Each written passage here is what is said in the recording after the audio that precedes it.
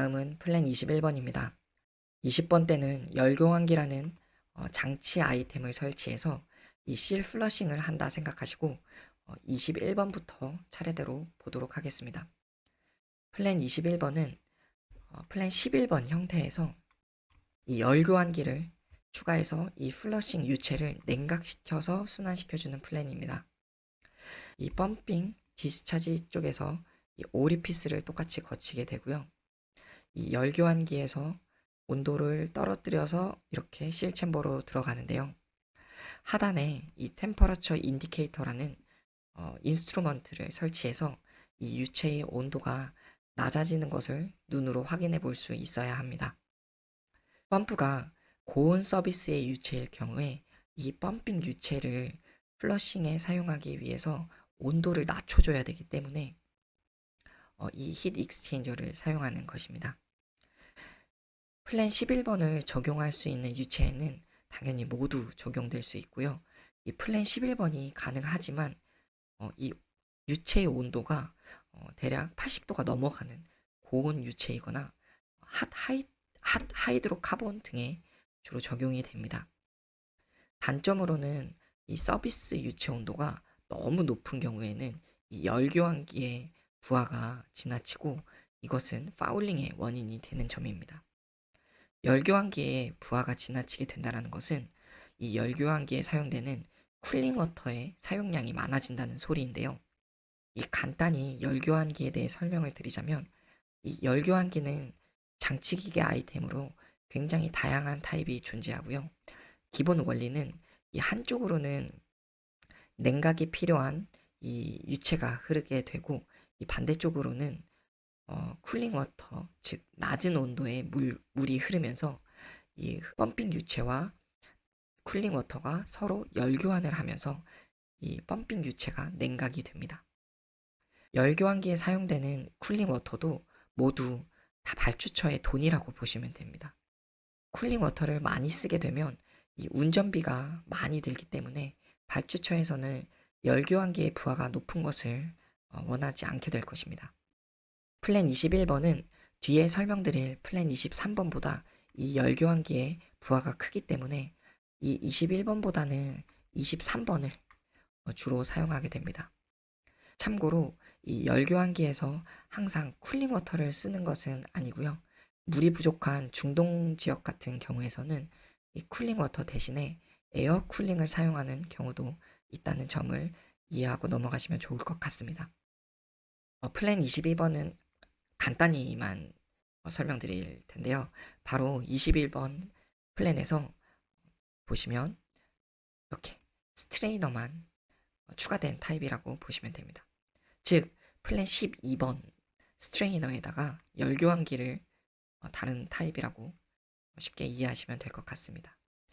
12번 플랜이 이 스트레이너가 자주 막혀서 잘 쓰이지 않는다고 말씀드렸는데 같은 이유로 플랜 22번도 잘 쓰이지 않는 타입입니다. 플랜 23번은 고온 서비스에서 사용하는 플랜인데요. 이 플랜 23은 80도 이상의 핫워터 서비스, 특히 고압의 보일러 피드워터 서비스에 많이 사용되는 표준실입니다. 또한 이 하이드로카본 서비스 등에서도 이 듀얼 실을 사용해서 효과적으로 열을 제거하기 위해 이 23번을 가장 많이 같이 사용하기 때문에 집중해서 좀 더 보시도록 하겠습니다. 앞서 설명한 플랜 21번과 22번과는 다르게 이 실 챔버 내부에서 이렇게 순환을 시키는 타입인데요. 아까 설명드렸던 21번이나 22번은 이 펌프 디스차지 쪽에서 이 실 챔버를 순환을 이렇게 시켰다면 23번은 이 실 챔버 내부에서 이렇게 유체를 순환을 하게 됩니다. 이렇게 내부에서 순환을 시키려면 내부 순환 장치가 필요하게 되는데요. 그게 바로 이 펌핑 링입니다. 원리는 지난 루브리케이션 오일 강의 설명에서 루브 오일을 순환시켜주는 펌핑 링과 동일합니다. 앞선 21번, 22번 플랜보다 효율이 높고 이제 낮은 이 힛 듀티에 따라서 이 쿨러 수명도 늘고 쿨링워터 소모량도 적습니다. 쉽게 설명드리자면 이 디스차지 쪽에서 이렇게 통해서 순환을 시킨다면 유량이 더 많겠지만, 필요한 유량이 많겠지만, 이 실 챔버 내부의 그 유량만을 회전시키기 때문에, 순환시키기 때문에 이 열교환기의 부하가 적게 필요하다는 뜻입니다. 다만 이 펌핑 링으로 회전을 시키기 때문에 이 쿨러를 설계하는 데 있어서 설치 높이와 거리 제한 등이 있습니다. 이 점이 플랜 23번의 핵심 설계 요소입니다. 그리고 이 펌핑 링도 필요하고 이 스로틀 부싱 등이 필요하기 때문에 앞서 설명드린 플랜 21번보다 당연히 가격이 좀 더 나가게 되고, 이 점성이 높은 액체나 동결점이 높은 액체는 이 펌핑 링으로 강제 순환을 이렇게 시켜주기 어렵기 때문에 사용하지 못하게 됩니다. 이 벤팅은 필수적인데요. 이렇게 이 가스가 이 순환 과정에서 이쪽에서 가스가 생기게 되면 이 베이퍼 락킹이 발생을 해서 이 실 쪽을 실 페이스 쪽을 방해를 하게 되고, 그렇게 되면 유체가 흘러나갈 수 있겠죠. 그런 문제점을 줄이기 위해서는 이 파이핑 시스템 상단 쪽에, 가장 높은 쪽에 벤트가 요구가 되고요.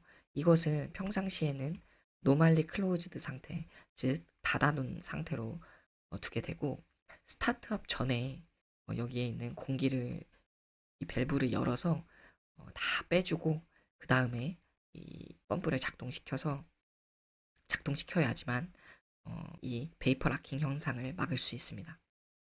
보시는 도면은 플랜 23번에 대한 실 도면인데요.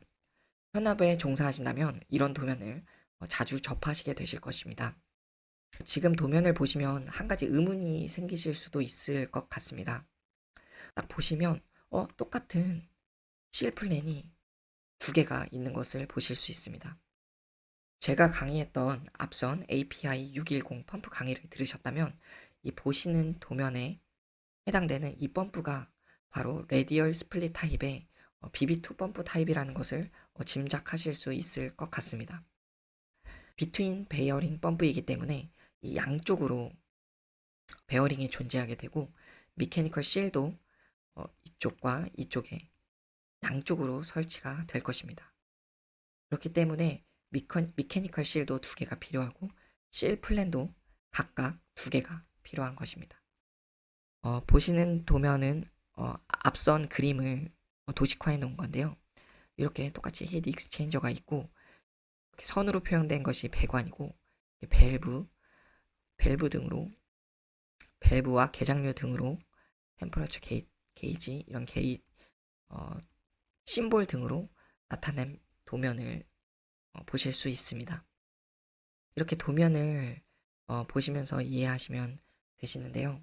복잡한 도면도 이렇게 간단한 심볼 등을 통해서 쉽게 이해하실 수가 있습니다. 본 자료는 미케니컬 실 주요 벤더인 플로우 서브 자료인데요. 보시면 실 챔버가 이쪽에 있는데요. 실 챔버와 히트 익스체인저까지의 거리에 제한이 있는 것을 확인하실 수 있습니다. 플러싱의 내부 순환인 펌핑 링으로 작동된다고 말씀드렸는데요. 이 펌핑 링으로 올려줄 수 있는 높이가 한계가 있기 때문에 이 실 챔버 상단으로 히트 익스체인저가 약 0.6m, 최대 0.6m까지밖에 설치를 하지 못하는 거리상의 제약 조건이 있습니다. 엔지니어는 도면상에서 이 높이 조건을 다 만족을 시켰는지 등을 벤더와 확인을 해서 문제가 없는지 검토하는 역할을 수행해야 됩니다. 다음으로 플랜 30번대로 넘어가도록 하겠습니다. 플랜 31번은 11번의 변형으로 사이클론 세퍼레이터를 추가한 타입이라고 보시면 될 것 같습니다. 이 숫자 30번대는 슬러지나 솔리드 등의 이물질 등을 포함한 더러운 유체에 적용되는 플랜이라고 이해하시면 될 것 같습니다. 31번은 흔히 사용되는 타입은 아니므로 원리만 이해하고 넘어가도록 하겠습니다.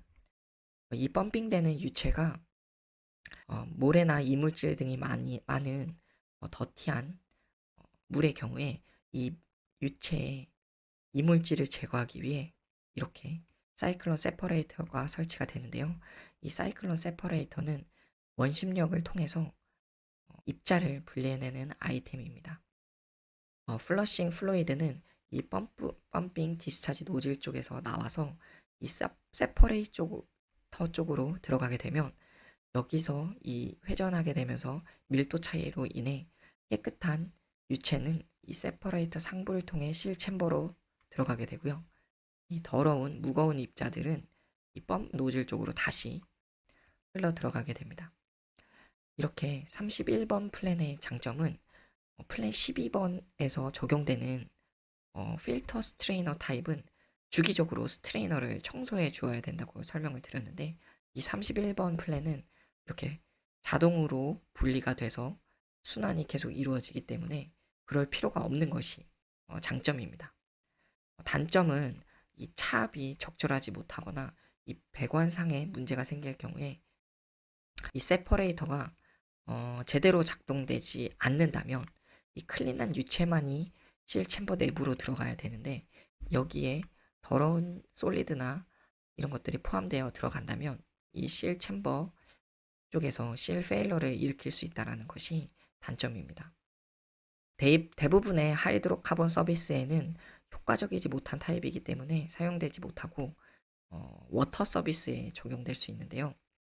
웨이스트 워터라고 이 플랜트 내에 발생되는 폐수를 처리하는 시스템에서 시스템 내에 있는 펌프에 사용될 수 있지만 이 또한 다음으로 소개시켜 드릴 실플랜 32번이 더 효과적이고 더 발주처가 선호하기 때문에 31번은 자주는 사용되지 않는 타입이라고 이해하시면 될 것 같습니다. 플랜 32번입니다. 슬러리나 오염물질을 함유하고 있는 유체 혹은 이 셀프 플러싱이 불가능한 유체에 적용이 되는 타입입니다. 플랜 32번은 이 외부 플러싱 소스를 사용하는데요. 앞서 설명드린 실 플랜들은 이 펌핑 유체를 순환시켜서 이 플러싱 작용을 한다고 설명을 드렸습니다.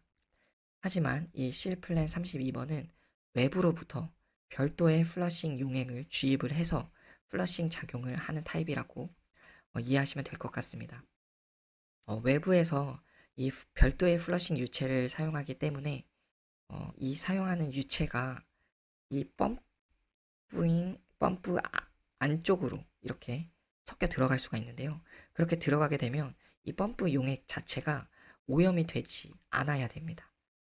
오염이 되거나 희석돼도 문제가 되지 않는 그런 플러싱 용액을 선정하는 것이 굉장히 중요합니다. 이 외부 플러싱 유입으로 인해 이 프로세스 플루이드가 당연히 오염이 돼서는 안 되는 것이 중요하고 이게 이 플랜의 단점이기도 하겠죠.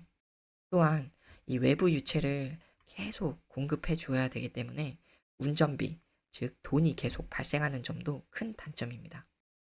여기서 보시면 외부에서부터 플러싱 용액을 주입하게 될 때 스트레이너를 통해 어떤 오염 물질을 걸러내는 아이템도 추가가 되고요.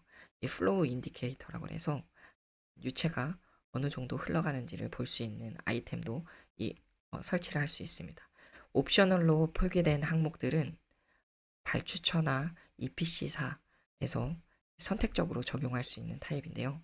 이런 압력을 보는 게이지, 온도를 보는 게이지 등이 설치가 될 수 있는데 이런 모든 계기류들, 밸브류, 배관류 이런 것들은 펌프 업체, 즉 실 업체에서 디자인하고 공급하게 됩니다.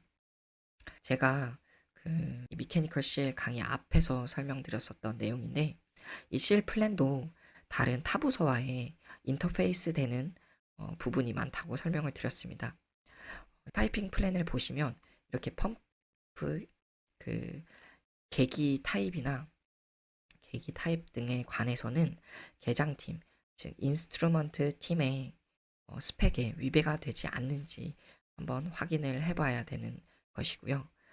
여기에 적용되는 것들도 발주처한테 승인을 받아서 별도의 매뉴팩처 스탠다드로 진행을 하면 되는지 아니면 프로젝트 스펙을 따라야 되는지 등을 엔지니어가 체크해서 검토해야 되는 사항들 중에 하나입니다.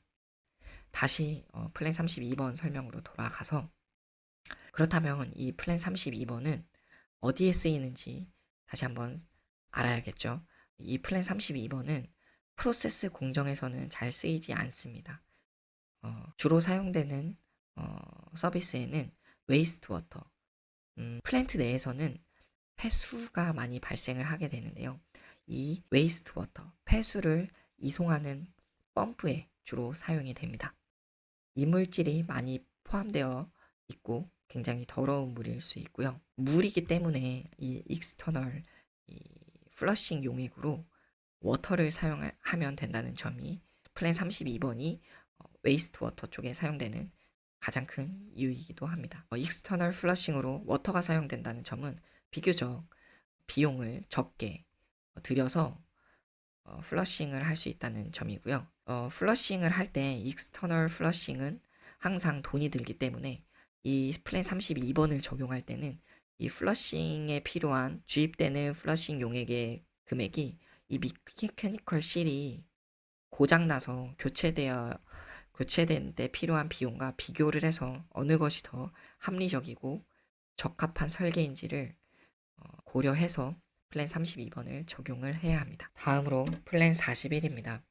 플랜 41도 잘 사용되지 않으며 이 플랜 41은 플랜 31에 열교환기를 추가해서 온도를 낮춰준 다음에 플러싱을 하는 것이라고 간단하게만 이해하고 넘어가도록 하겠습니다.